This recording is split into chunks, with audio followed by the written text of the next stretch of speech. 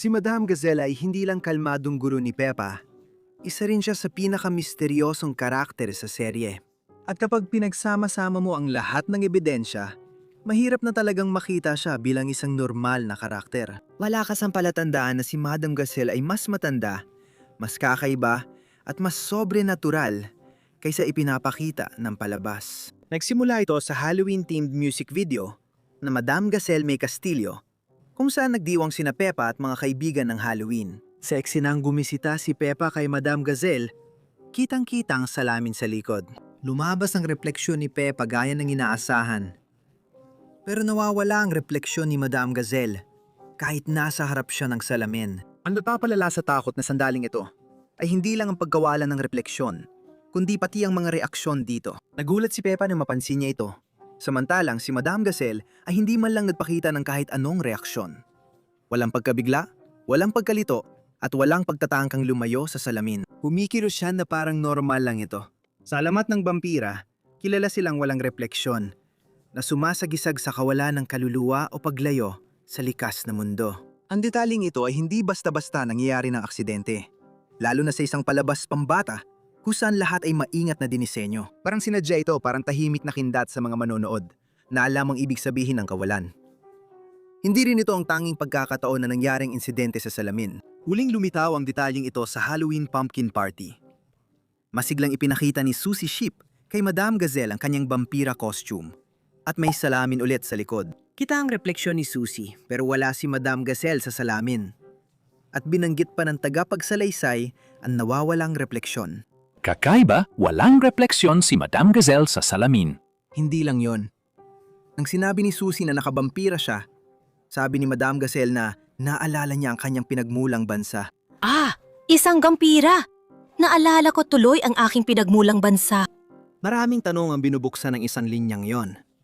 Anong klaseng bansa ang nagbabalik ng alaala ng vampira?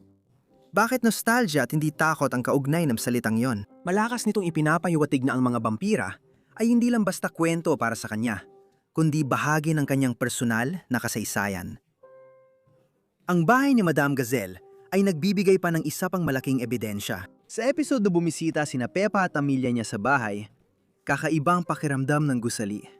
At pagpasok nila, tumudula sila sa sahig dahil tila matagal na ang bahay at hindi na pantay ang pagkakaupo sa lupa. Nakakatawa man ito, pero ang talagang kapansin-pansin ay ang nakasabit sa dingding. Isang itim at puting litrato na nagpapakita ng isang figura na pinaniniwala ang si Mr. Gazelle, ang asawa ni Madame Gazelle. Ang estilo ng larawan ay agad nagpapahiwatig na ito ay kuha pa noong matagal na panahon. Ang itim at puting litrato ay nagpapakitang dekada ng nakalipas at lalo pang pinakomplikado ng episode dahil sa flashback. Ikinuwente ni Madame Gazelle noong maliit pa ang Christmas tree sa labas ng bahay niya. Malaki na ngayon ang punong iyon at ayon sa siyensya ng biology, ang ganitong paglaki ay maaaring tumagal lang 40 taon o higit pa. Ang problema ay magkapareho ang hitsura ni Madame Gazelle sa nakaraan at sa kasalukuyan. Walang makikitang pagtanda, walang pagbabago sa tindig, at walang bakas ng paglipas ng panahon sa kanyang muka. Pero ang kanyang asawa ay wala na. Nagbibigay ito ng di magandang pahiwatig. Kung magkasama silang namuhay noon at tumanda ng normal ang asawa niya, ang pagkawala nito ngayon ay nagpapakitang nabuhay at namatay itong mortal. Si Madame Gazelle naman ay hindi nagbago, naakma sa pagiging immortal na pangunahing katangian ng mga vampira. Nabuhay siya ng mas matagal kaysa sa kanyang kapareha, hindi lang ng ilang taon, kundi ng mga dekada, posibleng mga siglo pa. Ang mga komento niya tungkol sa mga paniki ay nagdadagdag pa ng isa pang antas. Kalaunan sa parehong episode, nang madiskubre na may mga paniki na nakatira sa puno malapit sa kanyang bahay, sinabi ni Madame Gazelle na naalala niya ang kanyang bansang pinagmulan dahil dito. Ah, mga kaibigan ko, ang mga paniki! Naalala ko tuloy ang aking bayan. Ang mga paniki ay isa sa mga pinakakilalang simbolo na kaugnay ng mga vampira. Ang pagsasalita niya tungkol sa kanila ng may pagkakakilala at walang takot ay nagpapakita ng malalim na koneksyon. Hindi siya parang nagkukwento ng tungkol sa hayop, kundi parang inaalala ang isang lugar o panahong di na niya mararating. Isa sa malalakas na batayan ng teoryang vampira ay edad, at madalas na ipinapakita ang edad ni Madame Gazelle na hindi tugma sa lohika. Sa Playgroup Star episode, Ipapakita ang flashback ni na Mommy Pig at Daddy Pig nung bata pa sila. Si Madam Gazelle ang guro nila sa flashback na yon, tulad ng pagiging guro niya kay Peppa ngayon. Halos walang pinagkaiba ang itsura niya noon at ngayon. Hindi tulad din na Grandpa Pig o Grandpa Dog na may puting buhok at pisikal na pagbabago dahil sa pagtanda, si Madam Gazelle ay walang ganitong pagbabago. Nakapagturo na siya ng hindi bababa sa 2 henerasyon ng mga bata at maaring higit pa. Ngunit nananatili siyang parang hindi tumatanda. Ganito inilalarawan sa alamat ang mga vampira. Habang buhay silang nakakulong sa isang anyo, kahit nagbabago ang mundo. Ang kanyang pisikal na kakayahan ay higit kaysa sa karaniwang tauhan. Sa episode na Paniki at Toro, sumali si Madam Gazelle sa laro at nahampas niyang bola ng malakas hanggang tumagos sa bubong ng paaralan. Ginagawang katatawanan ito, pero kung iisipin, wala naman talagang lohika. Ipinapakita siyang matanda, pero mas malakas siya kaysa sa ibang mga nasa hustong gulang sa serye.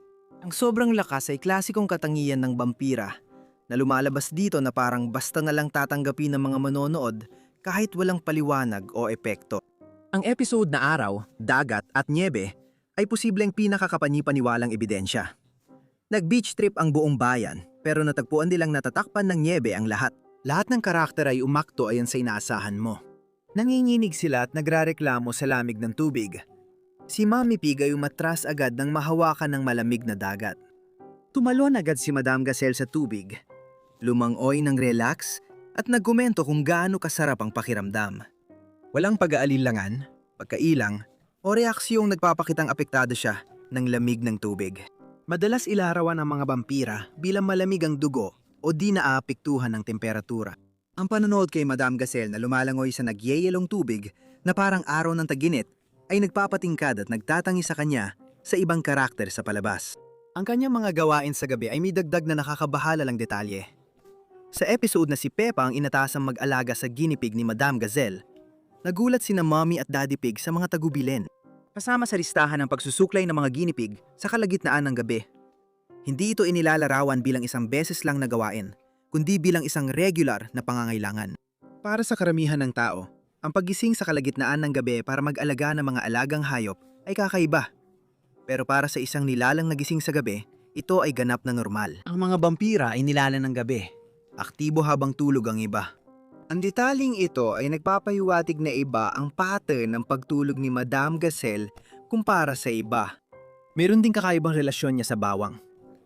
Sa episode na Gubat ng Wildflower, nabanggit ang ligaw na bawang at hayagang sinabi ni Madam Gazelle na hindi niya ito gusto. Iyan ay ligaw na bawang. Hindi ko rin ito masyadong gusto. Namumukod-tangi ito dahil hinihikayat niya ang mga bata na subukan ng bago at pahalagahan ng kalikasan. Ang bawang ay isa sa pinakamatanda at pinakakilalang panlaban sa vampira sa mga alamat. Bagaman hindi ito seryosong tutukuyin sa Peppa Pig, ang sadyang pag-ayaw ni Madam Gazelle sa bawang ay tila masyadong tiyak para walang ibig sabihin. May ilang manonood na nagsasabing hindi maaring maging vampira si Madam Gazelle dahil naglalakad siya sa liwanag ng araw. Ngunit ipinapalagay nito na lahat ng vampira ay sumusunod sa parehong mga patakaran. Maraming bagong interpretasyon ng vampira ang nagpapakita ng ebolusyon, pag-aangkop, o proteksyon para mabuhay sila sa araw. Si Madam Gazelle ay maaring isang mas matanda at makapangyarihang vampira na natutong mamuhay ng lihim sa makabagong panahon. Ang kanyang kalmadong kilos, tapang at kontrol ay nagpapakita ng isang taong sanay at bihasa sa pamumuhay sa loob ng daan-daang taon. Kapag tininan ng lahat ng mga detaleng ito ng paisa-isa, maaari magmukha lang silang mga biro, pagkakataon, o mga patawang nasa likuran. Pag pinagsama mo sila, bumubuo ito ng isang magkakaugnay na larawan. Isang karakter na walang refleksyon, may hindi maipaliwanag na nakaraan.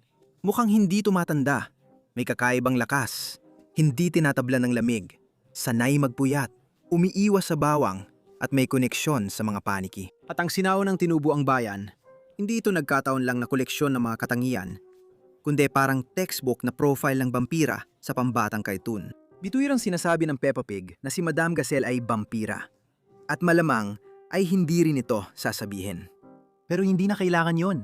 Nandun na ang mga pahiwatig, tahimik na naghihintay para sa mga manonood na handang tumingin. Kapag nakita mo ang mga ito ng magkakasama, mahirap paniwala ang si Madam Gazelle ay ordinaryong guru lang.